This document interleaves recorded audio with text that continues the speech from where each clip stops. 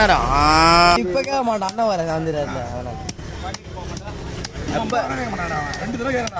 பார்த்து என்ன மாதிரி கேட்க மாட்டாங்க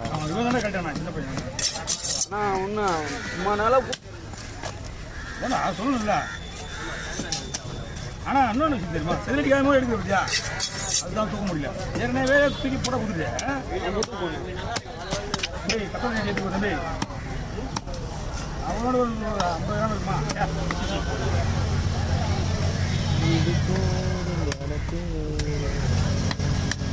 அவனே பண்ணிச்சு ஜாலியாக போல